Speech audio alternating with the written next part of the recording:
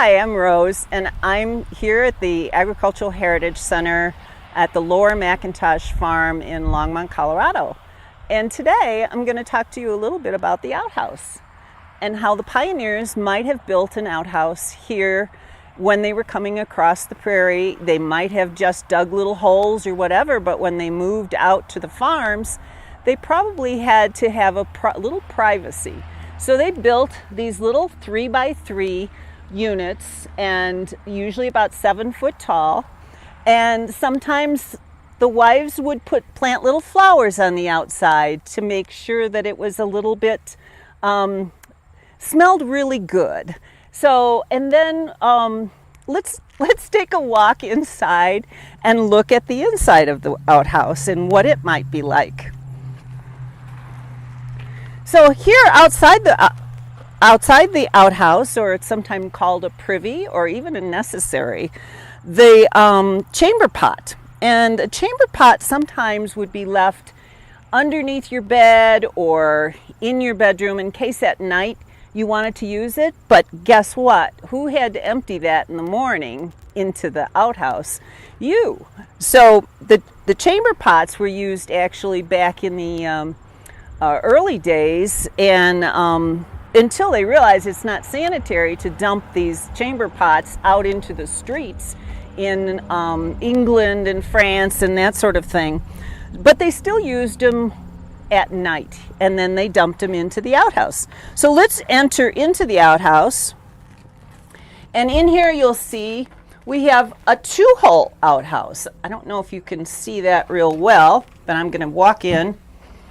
And sometimes they had 2 different sizes of holes here, one for the adults and one for the children. This happens to be a 2-holer, and sometimes they had hinged lids, but you did have to be careful so that your little kids didn't fall into those outhouses. And you'll notice there's a Sears Roebuck catalog here. Those were catalogs that the pioneers might have used back in the days to order things. But after they were done with them, they used the pages to actually, like toilet paper, because they didn't have toilet paper back then. They also had used corn cobs. A soft corn cob would be better.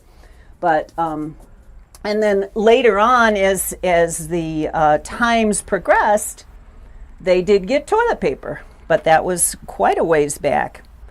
So these outhouses were built most times away from the house. They didn't want to have them near a water source or anything like that.